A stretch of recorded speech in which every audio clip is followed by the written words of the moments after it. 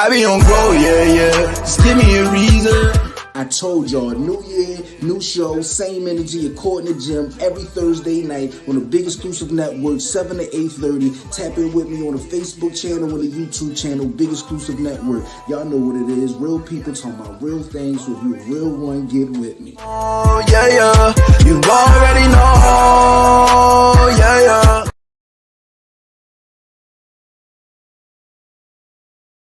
Y'all could be here. I'm happy that it's a beautiful day. Oh man, about 80 degrees outside, man. I hope y'all had a beautiful day, man. Safe fun, man.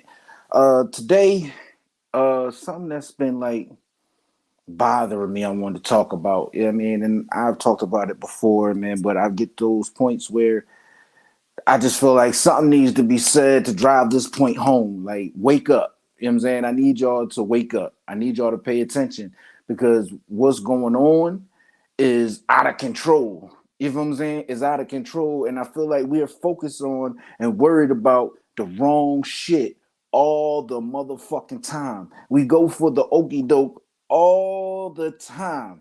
So first off, I want to shout out to Tiffany Denise. I said Denise, Tiffany Dennis. I mean, she's definitely on the board for me, holding me down. You know what I'm saying? Shout out to everybody at the Big Exclusive Network. We are here, we on, you know what I'm saying? Black owned and black empowered. So, there's a lot of things going on in the media and on TV. And one of those things that kind of stuck out to me, you know what I mean, is the documentary about Freaknik and what that is and what was going on during this era. Freaknik was crazy. The Greek picnic was crazy. It's really one of those things where you had to be there. Like, you had to get an experience and see it. Like, the film doesn't even capture what was going on, but everybody's so hyped up. Like, I hope my mom wasn't there, and da da da da. It's the fact that what's going on. It's the fact that Shan, what's going on, bro? It's the fact that they looked at it, and this is what these people. When I say these people, this is what white America. They thought these things. So for them to see that documentary, it's just reinforcing the negative stereotypes that they believe about us anyway. That they wake up and they think about us without anybody having to ask or say anything. Like, this is what they believe we're on. You know what I'm saying? And exactly. Okay. So make sure you guys like, share, subscribe, comment. Royalty, what's going on with you? Yeah, definitely. Like, we got to push the word on this one. We just got to get it out there because this is crazy. You feel me? They think we're savages. You know what I'm saying? And documentaries like Hannibal, what's up, bro? Documentaries like this Freaknik documentary, while it's entertaining and gives an insight on, what was going on at that time, what it might have been about originally and all that. When they see it, they, like, aha, I knew it. I knew that this is what they were doing. They're all unruly, over sexualized. They're this, they're that. And this is what these people think about us. It really is. And if you take the time to understand what that means, if they think you're unruly, they think you're over sexualized, that means they think that you can't be tamed by the law. Okay? That means that you're dangerous, you're a rabid animal, and you can't be rationed. You have no rationale, can't be reasoned with. Over sexualized, meaning that you're a rape one of my white, precious, blonde haired, blue eyed white women. This is what you will do because this is the time you want. This is how you enjoy yourself. Over sexualizing yourself and disrespecting and degrading women sexually. DeAndre, what's going on? This is what they believe. This is really what they believe about us. Key point, I want to talk about a young man by the name of Ralph Yarl, who was recently shot twice and almost died for going to the wrong door to pick up his little sister. And the man who came to the door was an 84-year-old man by the name of, one second, just make sure I got this man's name right. Andrew Lester, 84-year-old Andrew Lester. And you gotta see this old man at 84 years old. What's called light skin? What's up, Dom? You gotta see this man at 84 years old. You gotta see this man, and He's from that era, 84 years old. He was around during Jim Crow. He was around during those times. You feel me? So for this young man to come to the door unarmed, young, like 16 years, this doesn't make sense that this little boy was shot like this. Damn near died, has a metal plate in his head. And if the bullet was a fraction to the left or to the right, he'd be dead. Now they arrested this man, and he had a $200,000 bail that he posted. He's home awaiting trial on his charges. But the thing about it is, they didn't arrest him immediately. And if the shoe was on the other foot, we would have went to jail. God forbid one of these savages shot and damn near killed an unarmed white teen who was just there to pick up his sister, so innocent, so harmless, you know, that they would have arrested him on the spot.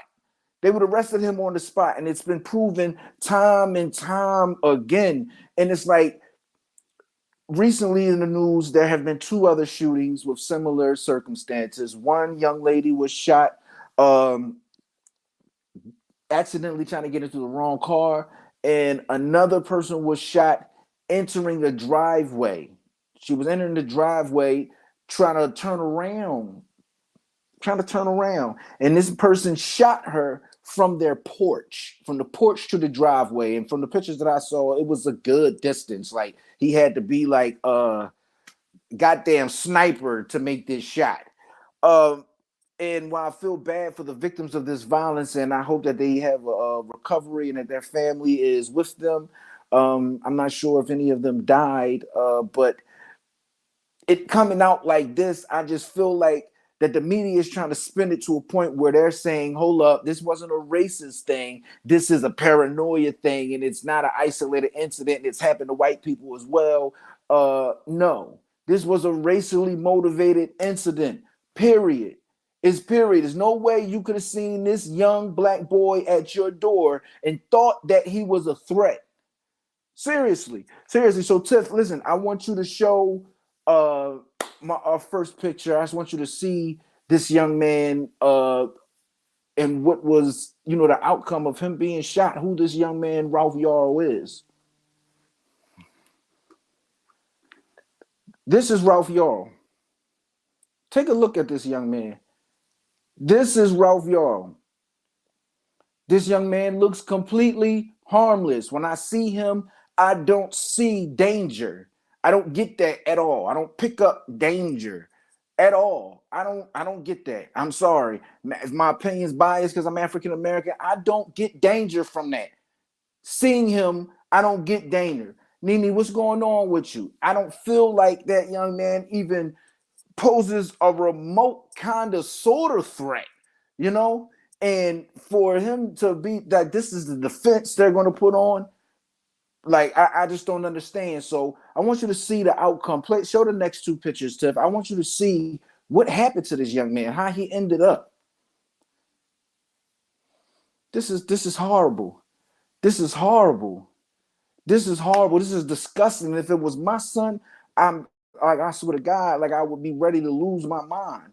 I would be ready to lose my mind. I would have posted that man's bail so I could try to do something to him. I'm being honest. I'm not being tough. I'm just under the circumstances and the love for my child. I think that I would have lost it on him, and I would have tried to been taking his ass out of here like real rat. It's disgusting already, and it has to stop. This shit has to stop. It really does. It's just, I can't take it no more. Really, like, I can't take it that they cover up these things and this corruption and the stuff that's going on in these local governments. And what I'm asking y'all is, what can we do? What ordinance or policies can we put in our direct communities? Because all small towns, trust me, all these small towns, Wilkes-Barre, Scranton, Allentown, Paoli, King of Prussia, wherever it might be, they have their own city ordinance. They have their own city ordinance that are different from the state laws and the federal laws. I want to know, what can we do? What can we implement to start making ourselves safer, to start making our people aware? You know what I'm saying? Like, we need to start taking action so that we can fix ourselves inwardly and then fix the problems that are going on around us, because it affects us all. Like, I'm tired of seeing that it could be any one of us. It doesn't matter if you're standing on the corner, with a Pooh Shiesty mask on, with your pants hanging off your ass, with a gun inside a goddamn pouch on your chest. It doesn't matter if that's what you're doing, or if you got your pants on your ass with a belt, with your shirt tucked in and a business attire. It doesn't matter. If you are black, you are a threat. You are a threat, and I'm tired of that shit. I'm tired of that shit. I'm tired of our black women being dismissed as, oh, she's got an attitude. Like, no, no. Black women don't express themselves the way that white women express themselves, and that's two different things, and that's fine. But you're not going to say that black women are this way because that's just how black people are.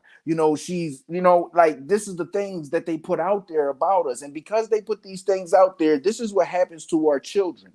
This is what happens to our children. They're killing us at both ends. They're letting us kill each other. They're killing us, and they're sending us to jail at an all-time high for forever. They send us to jail for forevers, and they're doing it every chance they get at every possible opportunity.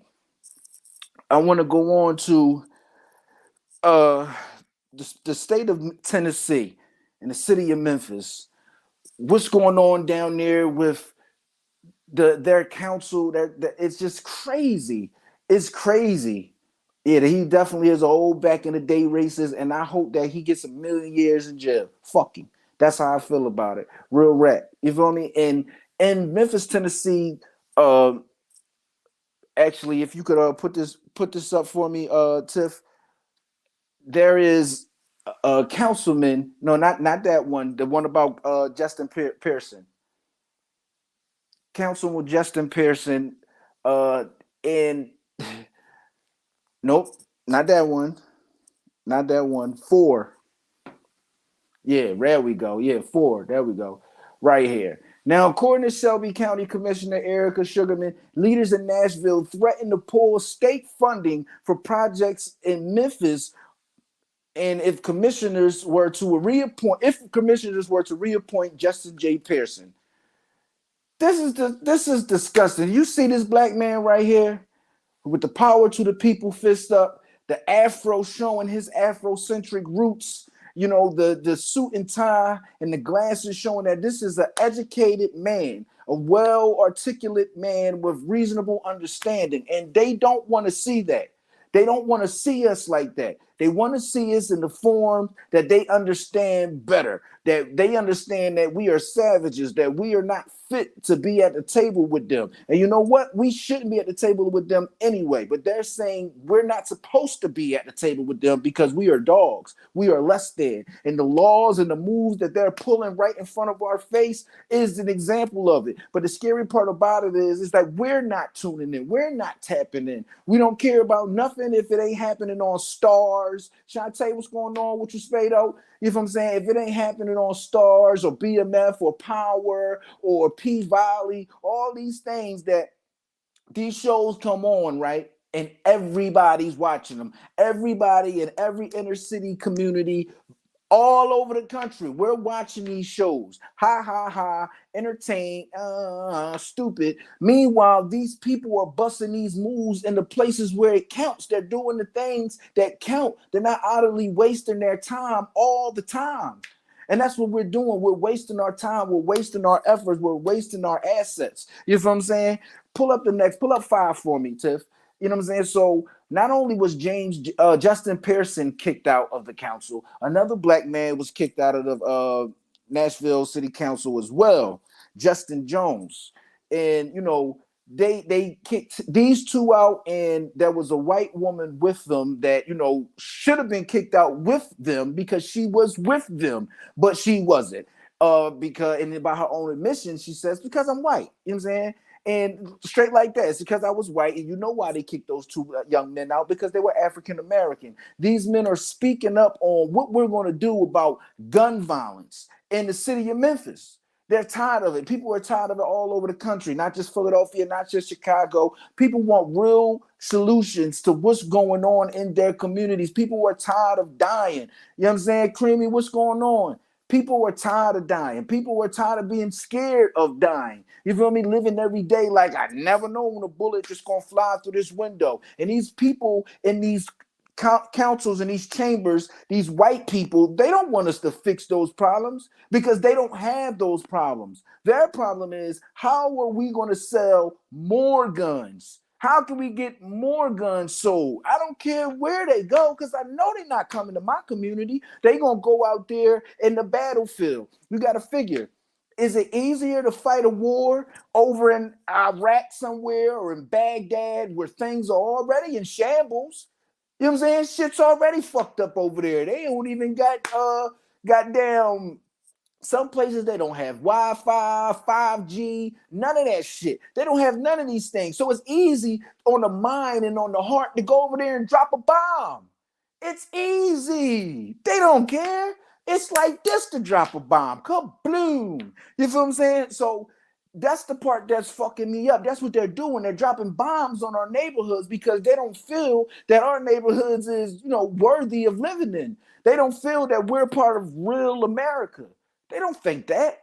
They think that we live in the wastelands, the outlands, whatever you see, watch one of them TV shows and all the rich people are living up high and all that. And all the poor people are living somewhere called the wastelands or the outlands or the Black Forest, some shit like that. That's where they think we live. That's where they think we come from. And they're like, well, what's worth saving about the outlands, the wastelands? What's worth saving about that? If a bomb needs to be dropped or guns need to be sold or drugs need to be sold, do it in those neighborhoods. We got plenty of them. And that's what they're doing. That's what they're doing.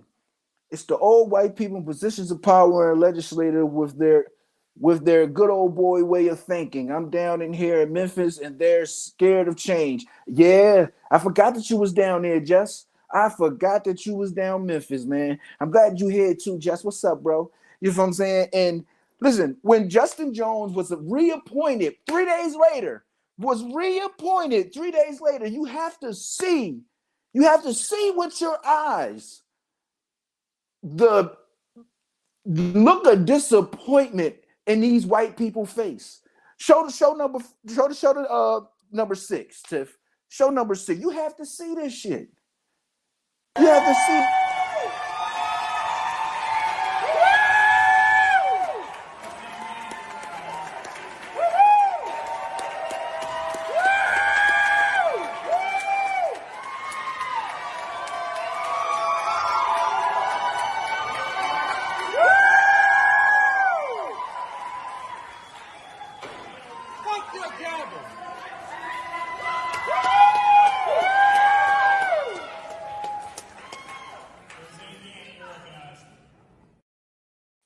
This sick. All these middle-aged white men sick because that young man represents change. That young man is going to be a problem for them. That young man is going to take the power he has, whatever it might be, and go against what they have. He's going to go against everything that they have going on that is against the black agenda. Yeah, they did. They dropped a bomb on Osage Ave. Definitely did. You know what I'm saying? They dropped a bomb on Osage. Never forget that. Never forget that. You feel me? It was an anonymous vote to put Justin Jones back, and these old white dudes in the state capitol are scared of what he represents. Exactly. He represents that you don't have to be in the street. You have a chance for greatness. You have a chance for greatness. You know what I'm saying? He shook that room, Dom. You have a chance for greatness. You can be great. You can come from the trenches. You can live among these people and still make change. You still can wake your brothers up. Stop letting these people make y'all think that, number one, we're never going to change. It's never going to change. I know that times it seems like, the violence is so high, it's just so fucked up that it is never going to change. That's called despair. It is the opposite of hope. And without hope, you're just destined to just really be fucked up. You feel me? You are. This is. I appreciate that, Phoenix Real Rap, because we need each other. We need each other. I need you. You need me. Our brothers need it. Our sisters need it. Like, we need this. Like, if we're going to be on anything else, shit ain't going to stop overnight. But the first thing we need to do, like this Black Love thing, this need to be the thing. You know what I'm saying? How drill rap just rolled in and everybody jumped on the wave. Well, Black Love needs to roll in. You hear me? Black Love needs to roll in. It really does, because that's what we're missing. It's like they're teaching us to hate ourselves. They're done teaching us to hate ourselves. We already hate ourselves. And now that they've already achieved phase one of their plan, they're carrying out all these other phases. So when they see black men trying to step up and say, hey, yo, something's wrong with this. We got to stop doing this shit. We need to make a change where it's going to count. We need to change the laws. You know what I'm saying? They don't want to hear that shit. Oh, you want these people to stop killing themselves and selling our drugs? Because, see, everybody must be under the impression that all the drugs is coming from Mexico. All the drugs is coming from the cartel. Get the fuck out of here. Fuck, I look like boo-boo the fool. You know what I'm saying? That's not what it is. The state capitol told the chairman of Memphis if they re-elect him back to the state senate, they will cut all the funding to Memphis. And the city council said, fuck that, and voted him back in anyway. Ain't no doubt. Because the power lies with the people. The money for the people is being controlled by somebody who don't want the people to have it, at least not our people. They take all that federal assistance that's set aside for low-income housing, for low-income this and low-income that, and somehow, some way, they send that shit out to the suburbs to fix their playgrounds, to fix their parks, so they still have librarians. We ain't got no fucking librarians in the hood. When the last time you seen a librarian? When the last time you heard a little black boy or a little black girl say they want to be a librarian? Come on. This shit is crazy. Yes, for black love to work, mentalities do have to change. But in order for mentalities to change, the laws have to change. The situations around us have to change. People want to see results. We know that. We know people want to see results. People don't usually back you or back your play or show you support until they see that you got shit rolling. And I know this from being a rapper. So if we're going to change and our mentality is going to change, then we got to show these people like, yo, listen, we can get the jobs for the kids. We can get the rec centers for the kids. We can keep the kids safe. We can feed the kids breakfast, lunch, and dinner in the summertime or whenever. We can get welfare to work programs reestablished that get these women or these men that's on welfare real good paying jobs. We can change the way the welfare laws are set up so that while you on welfare assistance and you like, damn, I'm already fucked up living here. You feel me? My rent's low because I ain't got no job. The second I get a job, my rent gonna go sky high. So I might just sit here on my ass because the shit is designed for you to stay stagnant. You feel what I'm saying? It's designed that way. And we letting it roll. Niggas ain't never gave a fuck. Oh, well, listen, they giving me a free crib with the rent low and all that. Yeah, it's going to be seafood boils every weekend. Fuck that. We need to change the power dynamic.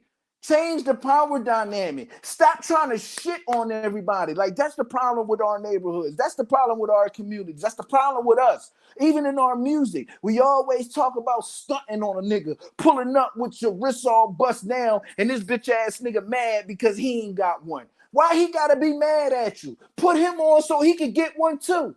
That's the problem. Everybody want to be the nigga getting money, but nobody want to be the motherfucker that's going to guarantee we all eat. A real boss. Because you can't be the man if you got all this money, bro, but all your homies is fucked up. Your homies is living meal to meal, day to day, but you got it all figured out when you straight. You can't say you really fuck with them niggas. And I'm talking to niggas in the street because we the ones who need to hear it. Do you understand me? Niggas in the street. I'm talking to niggas in the field. Do you understand me? We the ones that need to make the change. There are already black people who have made the change or who have never had to change at all because they have just been with the norms of society already. We have to back their play because we make the mass of black people who haven't went to college, people who have been to jail. We make up the majority of black people, so we the ones that need to change. But see, here's the thing. Once you fuck up, they don't want you to change. They don't want you to get another chance. And I'm going to tell you why. This shit is crazy, y'all. I'm telling you, like, real rap. Now, Governor Abbott. Oh, man. Hold on right quick. Like, this shit is crazy. It is really crazy.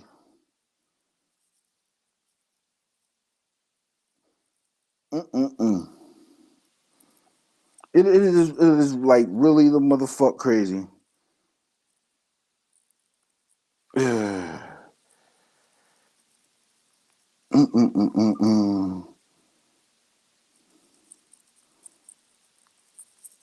Hold on, y'all. Bear with me one sec, because, you know what I mean? Okay, so Governor Abbott in the state of Texas, you know what I'm saying? Pull up number 7 for me, Tiff. This is mind-blowing. All right, so I want you to hear this, y'all. Daniel Perry posted on Facebook that he might kill a few people on the way to work. Got in his car, ran a red light, drove into a Black Lives Matter protest, and shot and killed a protester because he felt threatened, and Governor Abbott plans to pardon him. Governor Abbott plans to pardon this man. I don't understand it. For the death of me, I do not understand it. That this man said on Facebook, I'm going to kill me somebody. You hear me? I plan on killing me somebody. Committed a traffic violation, running a red light. Hit some people, got out, shot some people, and you going to pardon this man? Come on, y'all. Come on, y'all. Come on. Like, this is crazy. This is madness. This is madness. You are going to pardon this man? He is going to get a pardon? This is the fuck crazy. I can't figure out for the death of me why you would sit back and you want to pardon this man, except for you're a closet racist yourself. And these are the guys that end up in a position of power. So do you really think that Greg Abbott is allocating funds for inner city Houston, for inner city San Antonio, for inner city Dallas, where these black people live? Do you really think they sitting money aside or getting federal money to clean up these neighborhoods, to fix these people? And I say fix these people, fix their circles, and to give them opportunity, chances. Give them a chance. You know what I'm saying? Yeah. Justin, you know what? Like, y'all understand, man. There are not a lot of people out here like Justin. You know what I'm saying? Justin is a white man. You know what I'm saying? But Justin he's from among us. He is from among us. He knows. He knows. Boy ain't got racist bone in his body, and I stand on it. And if I ever hear somebody call my man Justin a racist, we gonna fuck him up. Straight like that. Me and Just, we fucking him up. Straight like that. Because we need more white people like Justin who understand, who stood with us, who are friends with us. Legit. He don't gain nothing by being my friend, except for my friendship. And that's what we need. He just want to see me be able to get treated like he get treated. Fairly, equally. You know what I'm saying? And that's all we want. But at this point, it's no more wanting to be at these people's table to be their equal. We know they not on that. We know they not on that. We need to have our own table. We need to have our own table. And when we go to them, it should be, bitch ass nigga, give me my cut. Give me mine. Give me mine. And we're going to take it over here. We're going to eat it at this table. Fuck your table. I want mine. I'm not worried about the size of your table and how nice your table is. We're going to build this table up. And this table going to be the shit when we done. That's what we need. This is what we need. No more trying to be down with them. That shit's the fuck out. You feel what I'm saying? That shit's the fuck out. Let me get 7A, Tiff. Let me get 7. This is just crazy. Look at this shit right here. David Carr, 15 years in a day, killed the 3-year-old. Wesley Phillips, 3 years, killed his girlfriend. Lakeith Smith stole video games in an unoccupied home when he was 15 years old, killed no one, and he got 65 motherfucking years. Blows my mind. Blows my mind. Why ain't we disgusted about that? Why are we not disgusted about the young man who just got 70 fucking years for spitting on a cop? For spitting on him? He got 70 years? Spitting on him. OG, what's good with you, baby? You hear me? Jay and Justin is definitely from the motherfucking struggle with us. You know what I'm saying? Yes, the prison system is the new slavery. It is the new slavery. But if they can't get you in prison because you woke up and you're like, I'm not going to prison, this time I do things right, they still try to box you out. You feel what I'm saying? They can't imagine living their lives without boxing us the fuck out. You feel what I'm saying? And that's the part that's the motherfucking disgusting. You feel me? That should be like, this land is supposed to be the land of opportunity, the land of redemption. You know what I'm saying? And like the brother said, you can say your soul can be redeemed. But once, you know, you get that record, that shit's with you for life. It's with you for life. Why do you think that is? Because they're like, listen, I need to be able to identify the ones who sleep that I can do anything to against the ones who made those mistakes and now they want to do better. Those are the threats. The ones who want to do better. Those are the threats, which is why the people that are on probation, the people that are on parole, one slip up, nigga, you breathe wrong, you going to jail. And I ain't got to do nothing to get you in there. Nothing. The little shit that everybody goes through. You know what I'm saying? The little shit that everybody's going through will send you to jail. Little spat with your baby mama, don't worry about it. Go to jail. We're putting you in jail. Okay? You're going to jail for that shit. Anything. Somebody called, mad at you, call, say you threatened them. You're going to jail. I'm sending your ass to jail because you already know what it's hitting for. You're not going to make the same mistake twice. You fuck around and be successful. So I got to make shit extra hard for you. And that's the mentality that they have. That is the mentality that they have. Like, it's crazy. There's no justice for us. It's just us. It's just us getting treated like this. It's not the Chinese. It's not the Jews. It's not any of these other groups of people. It's not them. It's just us. There's just no just us for us, period. There's none. There's none. You ever been in the courtroom? Has anybody ever been in front of your honor for a criminal matter? Did you feel like shit was equal in there? When you went in there, did you feel innocent until proof guilty? Did you feel that way? Did you get it, any of that energy from anybody in the courtroom? You feel me? Like, real rap. Did you feel that way when you looked at the judge? The stenographer don't even want to make eye contact with you. The clerk and the bailiff, they hitting high fans and yeah, I guess what I had for lunch and all that. And they talking to the DA and the DA talking to your lawyer and everybody's talking to each other. Nobody's talking to you. Did you feel like things were equal in that courtroom? Everybody that goes in feels that way, and it's just unfucking real. It's unfucking real. It's unreal. But when something happens to us, they don't care. They don't care unless it's one of those things. It's like, man, it's all over the media. Too many black folks is talking about it. Let's just pacify them, put it on the air for a good 7 minutes, and we ain't got to talk about this shit no more unless some big breaking news happens with it. You know what I'm saying? Tiff, let me get the next clip. Tiff. This makes me sick, breaks my heart. Police have still made no arrest in the death of 3 sisters who cops initially claimed had drowned.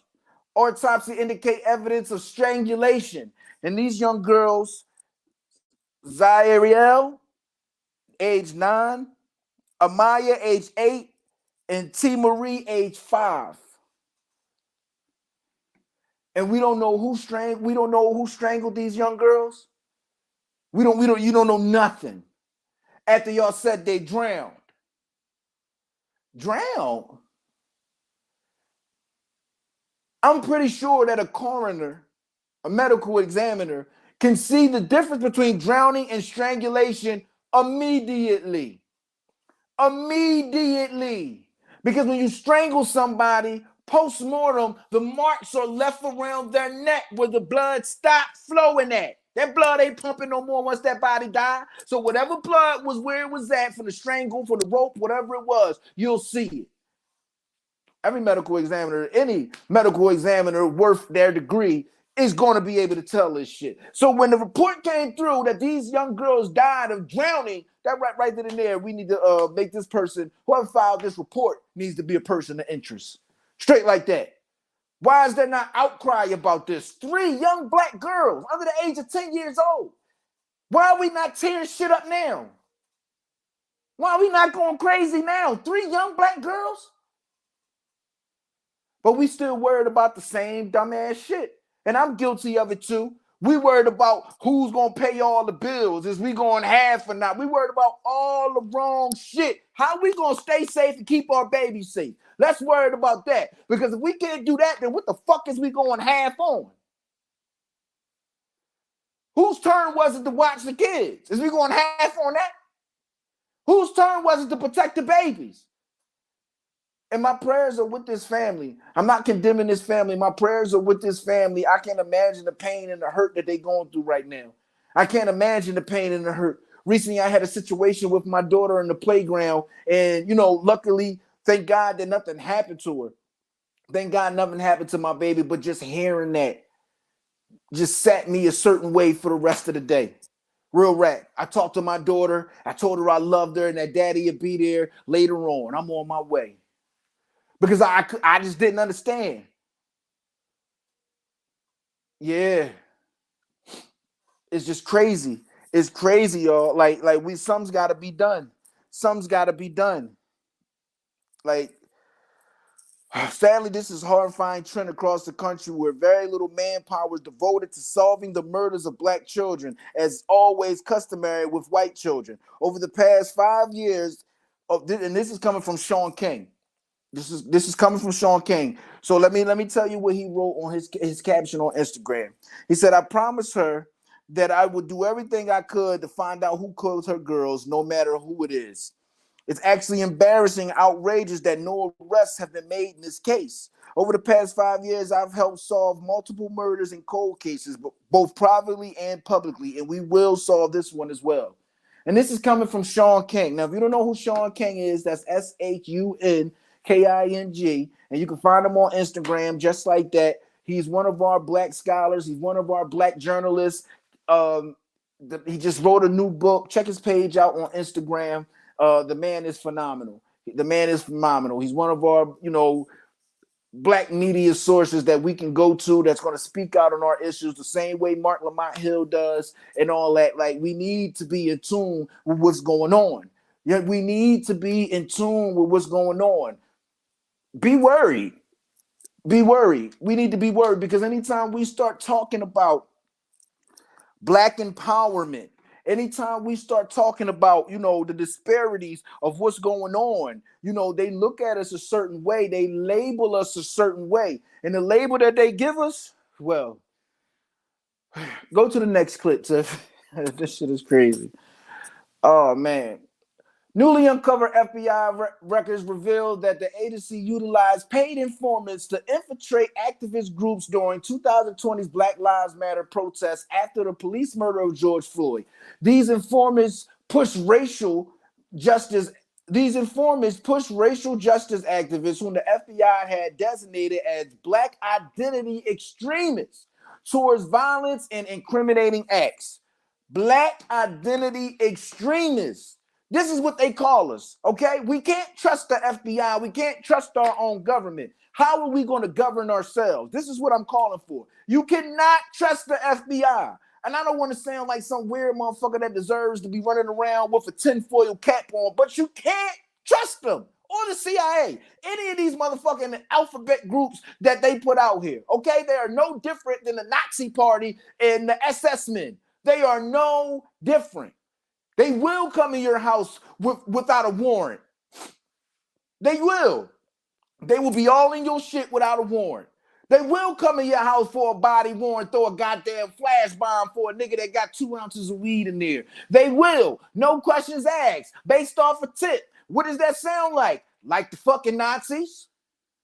That's what it sounds like to me. Sound like Nazis. For some people who say they hate the Nazis, condemn the Nazis, but it sounds like Nazis to me. It sounds the fuck like Nazis. I don't care what you say. You can't tell me no different. I know. Like I picked up books and shit. It's when you look at some of this shit that happened during the war, the shit gets interesting and you happen to learn shit. It looks goddamn like goddamn Nazis to me. What did the Nazis do? They rounded the Jews up and they put them in ghettos. That's what they doing with us, except for there's no oven. Except for they're not microwaving us. But they rounding us up and they putting us in ghettos. Most of the jails is filled up with black men. Most of the jails is filled up with black men. Ghettos. Little small housing communities that they can't get out of. A ghetto. That's what a ghetto is. It's an area designated for a certain group of people that they can't escape from. That is what a ghetto is. Save this badge allows me to do whatever I want and don't have a record, because then you got to sit there and have them really violate you. Listen, them badges, man, listen, they don't care about our lives. No way, shape, or form. They don't care. They don't care. And anytime we talk about rallying together, I put it on my Facebook post today, they don't want us together. They don't want to see us together because then they have seen their greatest enemy. This is why we're a threat together, because we will then be their greatest enemy. We are a threat together, because then we will be their greatest enemy. Real rap. You keep your friends closer, your enemies closer. And they kept us real close. They know everything we doing. They know everything we doing. So if you think that January 6th, when they raided and stormed the Capitol, if you think the government didn't know about that shit, kiss my whole ass. I ain't the fuck stupid. Real rap. I ain't the fuck stupid. Straight like that. If you think them people ain't know, you a goddamn fool. You a goddamn fool. Every organization we've had that was speaking about uplifting us, everyone has come under scrutiny. Look what they did with the Black Lives Matter. They couldn't really find nothing on that lady. So you know what they did?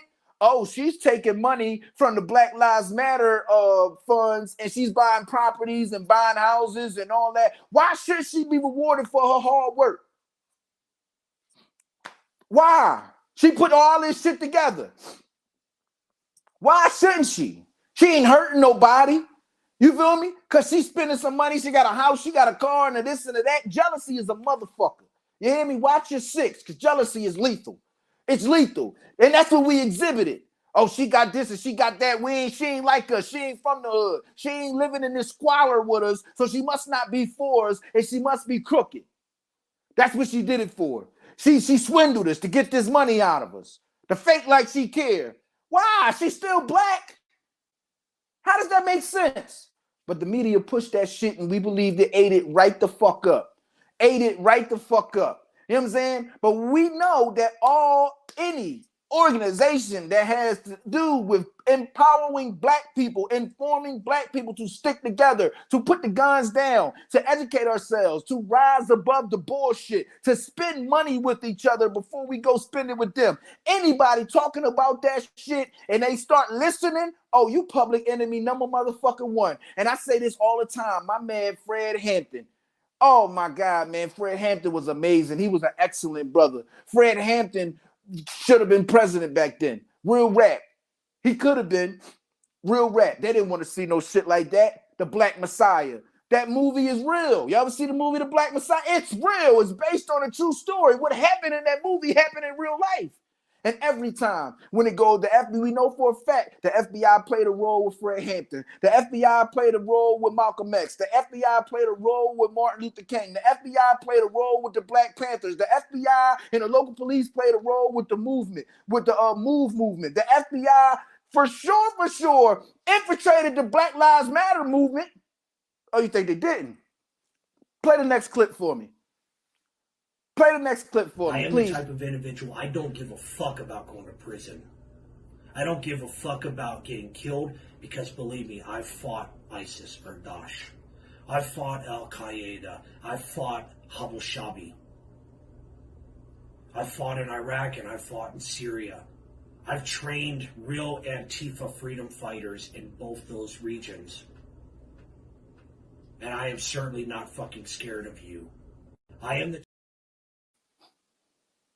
Now, right now, because I had a long day yesterday, I can't find that man's name. But that man right there was paid by the FBI to infiltrate Black Lives Matter. Yeah, to get them to try to commit crimes, to entrap them. That's what he did. He was paid. He was paid by them to do this shit. It's crazy. It's crazy. Like, he was paid by them to do this shit. Y'all think I'm playing? He was getting paid thousands. Thousands. Thousands. He was getting paid thousands to do this shit. I can't motherfucker believe it. Thousands to do this shit? To infiltrate us, to try to encourage us to break the law?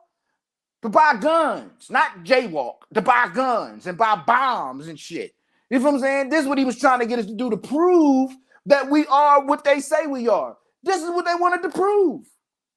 This shit's the fuck crazy. Because it's easy to believe that a black man's first resort is a gun, that his first resort is violence, that his first resort is to be a savage. This is what they make of us. What are we going to do to change this narrative? I'm talking about those of us who care. We can't do nothing about the people who aren't woke yet. But the people who are woke, the people who do care, we need to establish a system, put something together and make the example, and then put them on it. That's what we need to do. That's what we need to do. We need to start making safe blocks in the neighborhood. Listen, young boy, you can't come around here if you beefing. You can't come on this block. Straight like that. I don't care who you know on this block. You hear me? Your mom gonna have to walk down this street and sign you the fuck in. You can't be on this block because we outside playing. We outside playing hopscotch and curveball and freeze tag and hide and seek, whatever what kids want to play. This is what we doing. You know what I'm saying? Buy the block back. This is what we need to do. However it goes, this is what we need to do. A safe place for these kids. And if we need to rotate who's monitoring this block, yeah, somebody's outside with them. On this corner and on that corner. And they're protecting them. They're armed and they're protecting them. They're licensed. They're legal. They can carry these guns and they're protecting this block. And it's free and it's anybody can come. Provided you're not going through the dumb shit and not part of the dumb shit. And we know what's going on in our communities. You know who beefing with who and why. Stop acting stupid. That's what we need to do. That's what we need to do. You want to change your life, young boy? You want to get a job? You know what I'm saying? I'm talking about everything. We need to get our own vans and take our kids to school in these vans and pick them up together and keep these young black men together on the right path, together, on their way to college, together, graduating college, together, filling out job applications, together. Unite, brotherhood. That's how you get it. Real rap. You get blessings for eating with other Muslims, for breaking bread with your brothers. And that's what we need to implement on our blocks. Real rap. Tiff, roll the next clip for me. In the summer of 2020, a woman who referred to herself as a sex worker, she had pink hair, called herself Chelsea, joined the Chinook Center, which is a group of left-wing activists in Colorado Springs. Now, over that year, the activists learned that her name actually wasn't Chelsea, and she wasn't actually a sex worker. Strange. In fact, Chelsea's real name was April Rogers, and she was an undercover cop enlisted by the FBI to spy on the Chinook Center. Now, here's a picture of Rogers at a housing rights march with other activists. And what I find so hilarious is how the FBI just buys into stereotypes about left-wing activists. So it's like, oh, we need to find a spy. So let's find a woman with pink hair and have her claim that she's a sex worker because, you know, That's what left-wing activists are. And it was not really emphasized in the article at all, but I had the same exact reaction. It's hilarious what they think the left wing is. 100%. Like all left-wing protesters have to have their hair dyed and are probably hookers. That's probably the conversation they had at police headquarters. And that's probably the language they use in regard to sex workers as well, So exactly. Now, Rogers' goal was to gather information for the FBI and essentially try to entrap the activists. Like, let's just be clear, that is what that is, entrap the activists. That means persuade the activists to engage in illegal activity, okay? And should they take that bait, well, they would be arrested. Now, here's how her strategy works, okay? Rogers volunteered with administrative tasks, which gave her access to information of all the organizations that used that particular center as an office. She sent that information to the FBI like any good spy would. Rogers also invited at least 2 young male activists to her apartment and implied to them that there was a possibility of, a sexual encounter among them, okay? Now, here's what one activist found when they showed up to her apartment. One of the activists lured to a meeting with Rogers described walking into the apartment, and there's 2 guys sitting there with her, he said. Rogers asked if he could find her an illegal gun to buy. The activist recalled, "I'm not going to sell one to you illegally," the activist, a firearms enthusiast, told Rogers and her 2 companions. He then left. Now, another activist admitted to enjoying the honeypot scheme, but luckily the scheme didn't work. Rogers invited over a second man, Gabriel Palkic. Like the first activist, Palkic entered the apartment to find 2 men with Rogers. They said their names were Mike and Omar. Mike was missing his left leg from the knee down. Omar was kind of a Middle Eastern looking guy with a big beard, he said. Both had tattoos, both were very buff. Now, according to Palkic, Mike and Omar told him that they could get him illegal weapons like TNT and grenades if he wanted it. But luckily he didn't fall for it. He continued to hang around with Mike and Omar because they were generous, buying him meals. This shit is ridiculous. Okay, so there's a couple things about that clip that are stuck out to me. First and foremost, like I said, we can't trust the FBI. The building is called the J. Edgar Hoover Building. Known racist. J. Edgar Hoover actually is who got Fred Hampton murdered, assassinated in his sleep, drugged, then assassinated in his sleep. J. Edgar Hoover is behind that. It is J. Edgar Hoover who did this. Known racist. But the building that's supposed to serve and protect this country is named after him.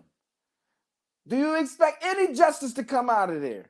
Any investigations to come out of this? Like, come on with this bullshit. And now all of a sudden, white America has a problem with the FBI because they locked up Donald Trump. They wouldn't have locked up Donald Trump if it didn't go against, if he didn't go against agendas in the, the DOJ and all that other shit. You know what I'm saying? Like, that's all. That's all. That's it. That's all. This is what they do when they infiltrate us, try to get us to commit crime. From what I'm hearing, basically, she was giving up the yams to get these boys to do some weird illegal shit.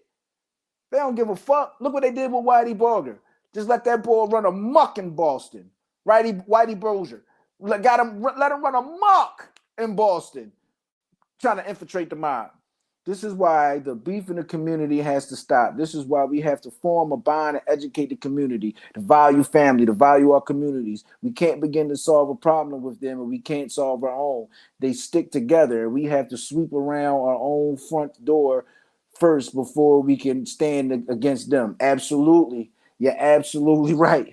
You're absolutely right. And this is why they keep us divided so many ways. They keep us divided versus the people that's in jail, the people that's not in jail, the rich people, the poor people, the dark-skinned people, the light-skinned people, the hip-hop people, the backpackers, all that type shit. This is how they keep us divided. You hear me? The only thing that, I've seen these young kids, can form on or stand together on is how many people gonna murder. You know what I'm saying? Chicago and Philadelphia competing for the murder capital and all that shit right in our faces, and nobody's stepping up. None of these boys in Chicago is stepping up. It seems like Chicago, just their whole attitude is like, man, that's what's going on. Ain't nobody gonna stop it. We ain't speaking out against that shit. They don't care. You know what I'm saying? They don't care. We got goofies like Charleston White and the goofy ass shit that he fucking do that people are motherfucking looking up to and all that thing. He's funny. There ain't nothing funny about that man. It's nothing funny about that man at all. He's a fucking weirdo. You know what I'm saying? Anybody that's promoting this shit, you got these young kids looking up to people like Krishan Rock and Blueface. Like, this is like, you know what I'm saying? Like, y'all keep letting this shit go on, keep letting them show this shit as if they're interesting. There's nothing interesting about either one of them except for they're willing to make asses out of themselves. They're willing to represent young black people in the eyes of the world, not just these white folks. That's what young black couples, young black love looks like to the rest of the world. Dysfunctional, toxic relationships. They can't even get it together in their own household. So how the fuck is they gonna come outside and get it together? That's what these people think because we worried about the wrong shit. We're catering to the wrong shit and it has to stop. This shit has to stop now before it's too late. Before it's too late. Roll the next clip for me, Tiff. He was around a lot of folks, you know, taking information, phone numbers and whatnot. It was quite odd. You know, we were all confused. We didn't know what to expect. And it was very terrifying down the line when we found out more about him. You know, it's a very dangerous history this gentleman had. And I think it's very terrifying, especially the fact that, you know, it was sent to our BLM movement in the hopes of. Now, Zebediah Hall is a man who was arrested for buying a gun for that white guy we seen in the previous clip. He was arrested. He set him up. He got him. You know what I'm saying? He got him. Dude is like, it's just crazy. You know what I'm saying? It's crazy. Tiff, play the next clip. Play the next clip for me. What's significant about this show is that it's the first behind-the-scenes look at how the FBI infiltrated and investigated racial justice groups and the racial justice movement during the summer of 2020, which for 2 years now has always been an open question, which is how did the FBI respond to the racial justice movement, given the context that the FBI had previously designated black political activists as so-called black identity extremists or anti-government extremists. And what's significant about this is that the FBI in Denver, according to internal FBI recordings or internal FBI reports and undercover recordings, hired a convicted felon with a history of sexual assault and menacing with a weapon to infiltrate these groups while being paid thousands of dollars. What's significant? They use terms like extreme black identifiers. Like, we are terrorists to them. You know what I'm saying? They represent the stereotype of what the non-melanated people already think of us. Yes, they do. They do. Krishan and Blueface, they absolutely do. Now, like, anytime that, like, we all seen Belly. What was Belly about? Belly was about the FBI trying to get DMX to infiltrate the minister's organization so he can murder him. You know what I'm saying? And that was, you know, insight of kind of what, you know, people believe happened to Malcolm X. This is what they do to us. Anytime that somebody's talk about, yo, you're beautiful, you're special, you're smart, you're important, you can be somebody, you're worth it. You know what I'm saying? All you got to do is apply the effort, make the change. Anytime somebody has the power to pull us together like that, anytime something bad happens to them. Name me one that it hasn't. Which is why I believe that Barack Obama moved the way that he moved. And they say, oh, Barack didn't do enough for us. Yeah, because people wanted to live. And I ain't mad at you for that, Barry. I ain't mad at you or Michelle. You know what I'm saying? Because you guys know what type of danger you really were in. You feel me? Everybody was, oh, we got our first black president. Before we had our first black president, do people remember saying, man, if we ever had a black president, they're going to assassinate him soon as they done inaugurating him? Y'all remember that type shit, that type of rhetoric? You know what I'm saying? And this is why they had to move a certain way. This is why they still move a certain way till this day. You know what I'm saying? And they need to be protected. It's crazy. It's crazy. The shit is the fuck crazy. You know what I'm saying? They just let it happen Just let it happen because we just letting it happen and they just spewing it out. Just go ahead, do whatever you want in the black community. Go down there, you want to buy up all their houses, force people out that's been in their homes for 25, 30 years with eminent domain and all types of shit and raise the property tax so they can't afford it and be forced to move. Go right ahead. I don't give a fuck. I don't care. Like I just don't understand. I don't understand like what makes this shit okay with us. Why are we not focused on this? Why is this other shit so much more important? Why is a versus battle so much more important? Why is what's going on, Say Cheese, so much more important? Why is this bullshit with these rappers and YSL and all this stuff? Why is that so much more important than the people that's actually out here trying to make a way? And I'm not knocking Young Thug and the YSL gang. I ain't doing that. You know what I'm saying? But why is that any of our business? Motherfuckers get locked up every day. You know what I'm saying? They do. They do. We know what's going on with the criminal justice system. But what's happening to them is going to keep happening to them and people like us until we fix it. And it can be fixed. We are only allowed to do enough, but never more than they allow us to. Absolutely. Absolutely. That's why we need to stop dealing with them. We need to stop dealing with them, deal with ourselves, because we've been brainwashed, unfortunately, to go against one another. And while we're going against one another, they're creating these laws, creating these laws against us to keep us lesser than. Yes, they are. Yeah. These laws that they're putting out is to make sure that we keep going at each other, that we got the supplies we need to go at each other. Ain't no gun factories in the hood, bruh. Never seen no gun factory in the hood, bruh. I never seen one. Same way you ain't never seen a state jail in the hood. You know what I'm saying? You ain't never seen a federal jail in the hood. You know what I'm saying? That's why. They would never do that shit. Come on, yo. They would never do that shit. They would never build one of these jails in the hood.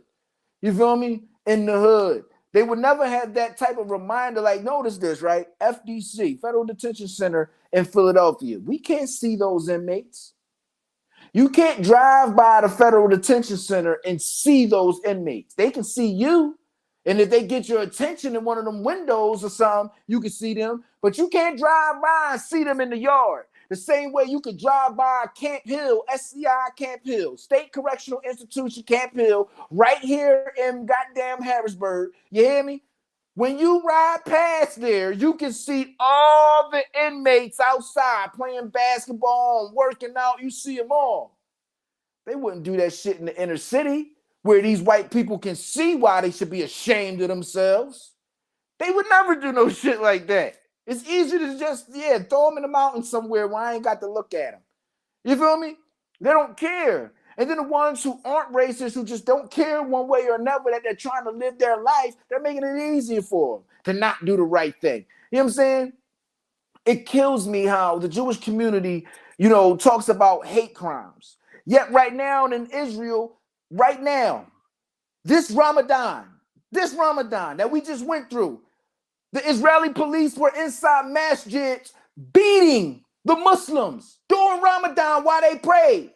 These brothers screaming out, Ya Allah, Allahu Akbar. They don't want to talk about that. Why do you don't talk about the Israeli government doing this harsh, horrible shit? Y'all want to be on Kanye ass, though, for saying he going to go DEFCON 3 on y'all. So if one of these guys from Palestine, one of these Muslim Palestinians, if he was to say it, then would it be a problem then? Or they're just going to label him an extremist, a radical Islamic extremist. He ain't radical. Y'all just came inside the Mosajid and clubbed him upside his head during Ramadan. He's upset. That's what he is. That's what he is. But the narrative from the government, the narrative from the media says that he one of them plane jacking suicide bombers and all that. That's what they're going to say he is. This is the hypocrite shit that's going on. You feel me? This is the hypocrite shit that's going on, and they control it all. All that drill music, all that music about killing this and killing that. Yeah, black people are making the music, but white people control if the music gets put out or not. Yeah. That's who controls it, and that's who's making the most money off this shit. Real rap. So we don't even control that. They're the ones putting out the music. Because it's some young black kid female or male, all over the country that raps and write music, whether it be drill music or music like J. Cole or music like Benny the Butcher, whoever. You feel what I'm saying? They control what we hear. They do. They control the changing, the morphing of our product, rap, R&B. We made that shit, but they control. Look at where R&B is now. You don't hear none of this R&B talking about loving a woman and all that and wanting to be with her for the rest of your life. You don't hear none of that shit. All you hear is, I ain't ready to be in no relationship yet, baby, but I still want to fuck on you. And then, you know, I'm going to go to your girlfriend and we all going. This is what they do. This is the toxic shit that they pump into your ears all day long through Spotify and Apple Music and all these other motherfucking places that you can get your music from. This is what they doing. This is what they doing. And if you don't believe so, then you's a goddamn fool. You's a goddamn fool. And I'm going to pray for you. I'm going to pray for you. I'm hoping that we come up with a solution that save you too, because you're important. You count too. You're one of us. Yeah, distractions, distraction after distraction. You know what I'm saying? And this is what the fuck is going on. And anytime somebody is strong enough to point it out, they jump on their ass. They want to kill them. Look at Sean King. Sean King has 3.7 million followers on Instagram, and they don't want that. They don't want that. They don't want that. Because he's talking about our issues. He's talking about the murder of innocent black children. He's talking about the shooting of Ralph Yarl. He's talking about George Floyd. And he's talking about the Black Lives Matter movement. And he's talking about the radical legislation being passed by the alt-right community. He's talking about these things and calling them out on these things and making it be known that not all of us are criminals, just like all y'all not criminals. Like all y'all aren't criminals. They're letting it known that all of us aren't stupid, that all of us not all of us are uneducated. He's letting it be known. He's a shining example of it. He really is. The brother has a lot of good things to say. Check him out. I ain't even gonna hold you. Check him out. Sean King with the breakdown. You need to check him out. But I want you to play this next clip for me, Tiff. On this past Tuesday morning, I got a very alarming text message, and you have to understand, in my world, I get a lot of alarming text messages, but this one was about a threat against me, and it was a threat from a number of current and retired law enforcement officers. And so I was very alarmed and didn't know quite what to make of it. Today, I want to go ahead and reveal the names and identities of those law enforcement officers who've made credible death threats against me online. They are literally in a private Facebook group plotting to assassinate me. This is Sean. It's unfucking real. The cops. This the cops. This the cops. Now you notice that the YSL case is being built and based off lyrics. Shit that these men authored, published. You hear me? Off their publishing. When a rapper writes music, it gets publishing. And when you write something on Instagram and Facebook, you are now the author, the publisher. You ever wrote something on Facebook and it says author next to it? That means you are the first person to say that.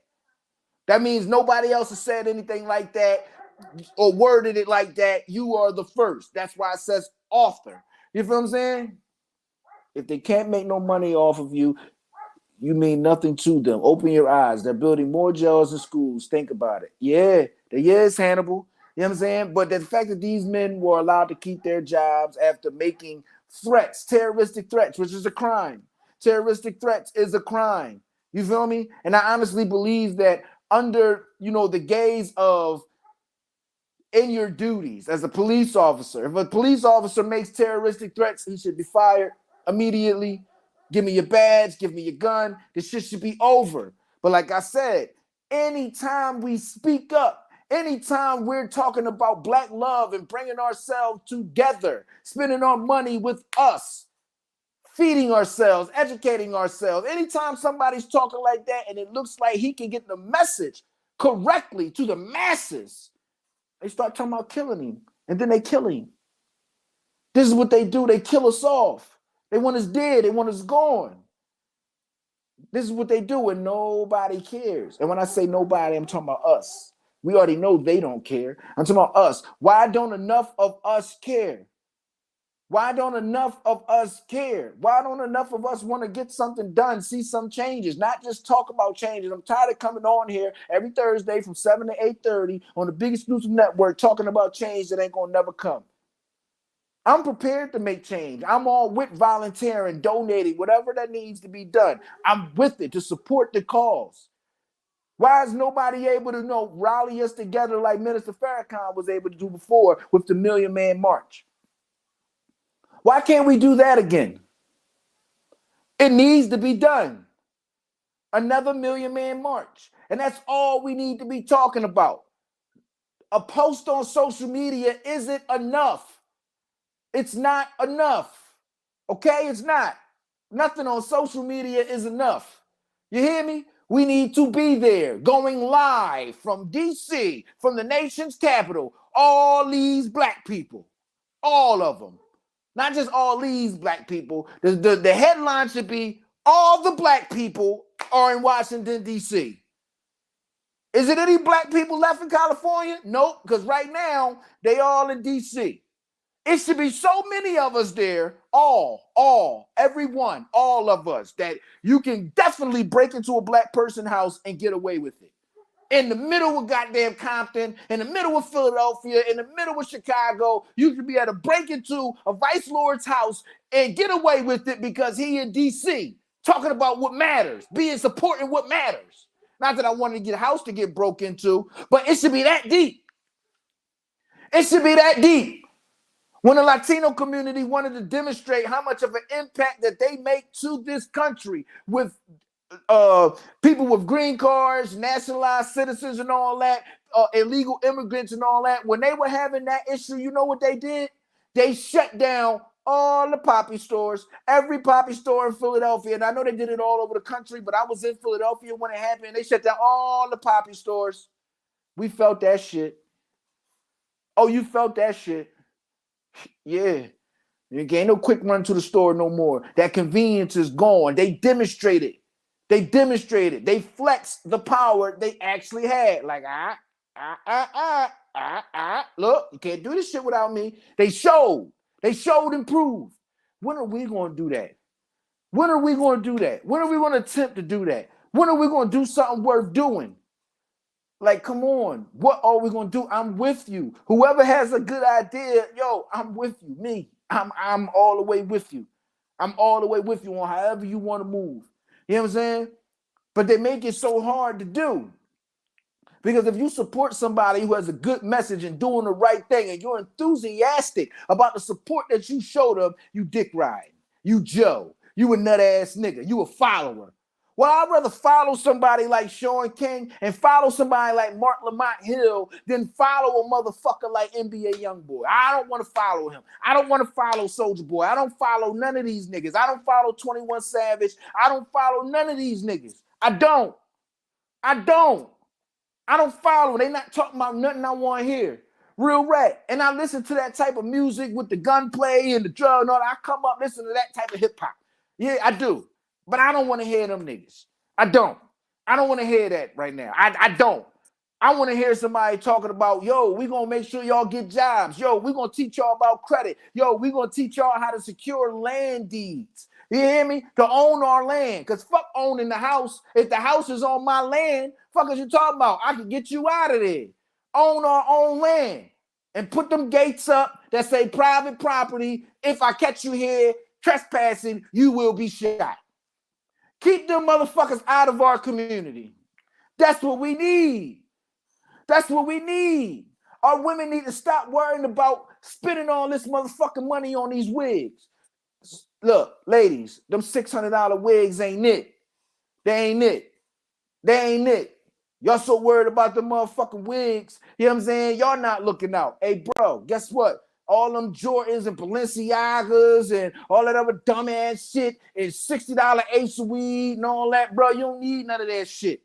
Because none of it's going to save you. A race war break out tomorrow or the day after. A $60 AFI is not going to say, hey, you can't do nothing to him. He got to smoke me. Shit ain't gonna save you, bro. So let's focus on something important. Focus on making a real change, because the shit that y'all niggas is doing right now, it gotta stop. It's that bad. You hear me? It's that bad.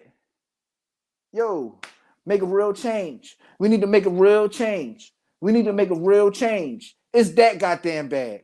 You hear me? It's that goddamn bad. Right now, we know for a fact, drugs is not the problem. It ain't drugs. It ain't crackheads committing these crimes in Philadelphia. It ain't. They not the ones committing the homicides. It's our kids. They the ones doing it. So the war on drugs, I'm having the why we still have a war on drugs? Y'all so revved up about finding this fentanyl, but that ain't the fucking problem, because these young boys ain't getting no money. That ain't the fucking problem. The guns is the problem. Yeah. And while this young boy might know how to cook crack, he might know how to cook crack. I don't know. But I guarantee you he don't know how to make no gun or none of that shit. How to clean one and all that. You hear me? It's the technology so motherfucking crazy. Now they giving us the goddamn 3D printers so niggas can make ghost guns. That's what they want us. They want us to have the ability to make guns. You hear me? They want us to have that technology. Oh yeah, make some guns. Yeah, give them some stuff to make some guns. You hear me? That way they can stop saying that it's the gun people. The gun lobbyists are going to say that, it's not Smith & Wesson's fault. It's not Taurus' fault. It's not High Point's fault. It's not Desert Eagle's fault. They making the guns. It's their fault. That's what they want. That's what they want, yo. That's what they want. These people are defending guns left and right. Defending guns left and right. And we know that states that have open carry laws have more gun violence. More gun violence. Pennsylvania is an open carry state. And we have more gun violence than any other state. Except for possibly Illinois. So you tell me, am I crazy? Or are we crazy? You know what I'm saying? We have certified black men and women who have volunteered. We could really build our own homes like they did in that community down south. Yes, we could. Yes, we could. But how many people are actually going to get on board with it? You feel what I'm saying? How are we going to ride? I don't want to see 6 people do this shit. I mean, you got to start somewhere. But I want everybody talking about this shit all over social media. You feel what I'm saying? Y'all worry about who paying half and all this. No, how we getting the house? Our own crib. Let's get that. Let's get our own shit. And I want my friends to have their own shit. And I want to live next to black people who have their own shit. And on the other side of them, I want black people living there too. And back of us, black people living there too. And it's nothing against the Latino community, because the black community and the Latino community have lived amongst each other. And when we don't, our neighborhoods border each other. You hear me? The black community and the Latino community, our communities border each other. Smack dab, boom. But the white community is separated by fields and lakes and highway and all that other shit. It takes a while to get to the white folk neighborhood, don't it? It's about 45 minutes. I want to half ride on the bus. You hear me? Long, like real rap. It ain't right the fuck there. You know what I'm saying? So, yeah, we need to buy these lots up. All them vacant lots in the hood that got the little fence sitting there that everybody be sitting on and dumping their blunt guts right there, because this just the spot on the block. We need to buy that lot. Buy that lot. We need to buy that lot. And I want to talk to those African-American successful people. You hear me? Those ones who have made it out. Come back home. Come on home. We need you. Come on home. We need you. We need you to live amongst us, because you won't live amongst us. You rather live amongst them. We need you to live amongst us and complain when things don't go wrong. The same way them white folk complain when they don't like things, and change happens immediately. White folk call the mother police on you at the grocery store in the suburbs. The police will be there immediately to handle the situation. You hear me? Immediately to handle the situation. Immediately. And we need that type of power. We need those type of, that's what we need. You can't say you're with us when you're afraid to live amongst us. Real rap. You can't. You can't. We need to stop being afraid of ourselves. Ain't nothing to be afraid of. We need to be outside making a change. You know what I'm saying? We need to be outside making a change. We need to get together every weekend. The Mexican community, the Mexican, not Puerto Rican or Dominican, the Mexican. I can say for sure about the Mexican community because I know about this. The neighbors on my block, the neighbors on several other blocks in my community. All the these are Mexican people. Every Friday they get together and they having a party with cervezas. That's beer. But you know what I'm saying? Right there on 40th and Market. I mean 40th and Girard, between Girard and Cambridge on 40th Street. That little market right there is owned by Spanish people. And every Friday they on a roof. You hear me? People don't know this, but they be on the roof having a party for working hard all week. You hear me? Every week they get together. Every weekend they get together. All the adults and they bring all the kids. And it ain't no niggas there. None. None. Ain't no white folk there either. It's just them. It's just them. We need to do that every Friday. Y'all in a rush to go out and spend your money with this club and get drunk and all this other dumb shit to look good in the club and take pictures. Fuck that. You want to drink? God, let's all get together. We're going to go to Rashida's house or we're going to go over to my mom's house and we're going to drink over there. Okay? But we're going to all be together. All the kids, our kids going to seem like goddamn brothers and sisters because they always together. Stick together. That's what they doing. That's what they doing. That's what they doing. That's what they doing. There's a club out here, Club Aqua. Black people go there. Black people are more than welcome there. But it's predominantly a Spanish club. And they in there and they play. But every time you know what I mean, make me want to shop, buy shit. I ain't even being funny. You know what I'm saying? But it make me, you know what I'm saying? They doing that. They on that. Mofongo Lounge and all that. That's what they on. And they having fun the way Spanish people like to have fun. Listening to their music. Buying drinks and food off of their people. Every weekend. What's wrong with us that we can't do that? And no one gets shot.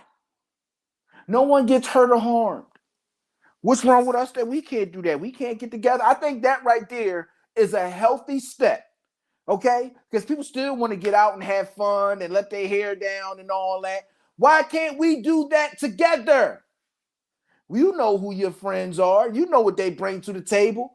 All right. Well, we on this. We gathering here every weekend without fail. Every weekend. They don't miss a weekend. Every weekend. They do not miss a weekend of gathering together and celebrating together the fruits of their labor and the hard work that they putting in. And while they there, they're not just getting drunk and letting the load off. They there talking about business, their next move, what needs to be done next week, who did this, who did that. This is what we on. We do it sometimes. I love to see that happen more often. Exactly. I would love to see that happen every weekend. Every weekend, you know where your kids is at. You know your kids ain't downtown fucking up because they with you and your friends and your family. And your friends is with their friends and their friends is with their kids and their kids is all together. We know what our kids are doing because our kids are right here with us, learning our traditions, learning how to work, learning our trades. Working on our homes, our cars, working on our streets, learning how to do the things that we need to make a community thrive, learning how to restock the produce at their father's store. Yeah. Learning how to put in orders and all that type shit. You hear me? You go into the poppy store, the young lady behind the counter or the young man behind the counter might be 11, 12 years old, but he know how to work that register. He know where everything in the store is. He know who do the deliveries, who do the deposits, all that shit. He know. Why you think that is? Come on, yo. We need to gather together, not just to go to parties, not just to go to open mics and concerts and all that, just because it's Friday and on Friday we get together, like at Jumu'ah. Yeah, real rap. That's a Muslim thing. That's what Muslims do. Every Friday we get together. Every Friday, just like Christians get together every Sunday and all that, when you're doing, that's doing good. But even when you're doing bad, Like, then it's not bad to gather and drink and all that, however you look at it, whatever. But whatever we gonna do it together. The only thing we do together is kill each other. That's the only thing I see these young boys come to get each other for. Nobody come to get yo, let's go downtown and fill out some job applications. Let's go out the nearest industrial park to Philadelphia and see if there's some factory jobs out there for us. Let's go all get our CDL. Let's all go get an LLC. This is what we need.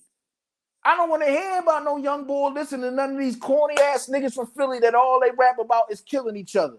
That's it. Every rap that they put together is about killing each other and dope. No. I want to hear that shit every joint, bro. You gonna give me something different, switch it up, something deep, something meaningful where I can understand what your state of mind was, what you want for tomorrow, what type of way you have fun. None of that. All you know, it's fun to belittle your brother, shit on him and shoot him. That's fun. To slide on him and kill him. That's fun, huh? That's how you enjoy yourself. Making other people miserable. That's how you enjoy yourself? That make you feel better about yourself, young boy? That's because you misguided. But don't worry about it. It's up to us to fix it. We gonna fix it. We gonna find a way to fix it. We are. Regardless of what these people doing. We are. We are.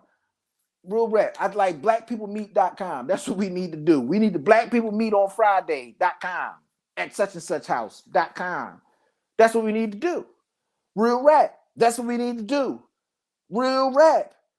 Real rap. Like Shan, if you're there, bro, like just imagine, you know, how 41st Street used to be together, how close-knit 41st Street is, how close-knit TMB is. You know what I'm saying? We all know each other.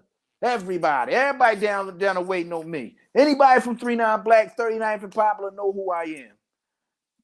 Real rap. Real rap. And I know them. And I know they sister, they cousin, they grandma, they aunt. I know that that's their aunt, baby. But y'all call each other brother and fake like y'all really brothers because your aunt's on crack. And I know all that. You hear me? But we together. Whatever we going through, let's go through that shit together. You hear me? Let's go through that shit together. Let's fix it together. You hear me? Real rap. Real rap. And some people might not like this, but shit, maybe we need to build our own jails. Yeah, maybe we need to build our own jails. And how could you say that? Because them jails that they building, them jails ain't there to rehabilitate shit. They ain't helping nobody. They lock you the fuck up, and while you're in there, you ain't got no motherfucking money or no way to make no money, and that's how they gonna send you back on the street, back in position to come back in jail. That's what they gonna do. So maybe we need to build our own jails, jails that help us get the, you know, the mental health help that we need, the labor skills that we need. You hear me? And you can't go home until you figure out how to get this degree. Until you graduate from this or that. You hear me? Then you can go home because you got a plan now. And the likelihood of you coming back, the recidivism rate is low because we have prepared you with the tools that you need. Real criminal justice reform.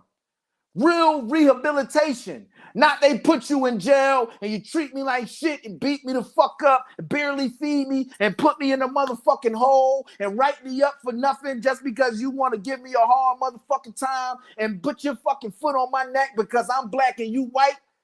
Because that's who's running these jails, these COs. And I ain't talking about the county where it's nothing but women in there. You hear me?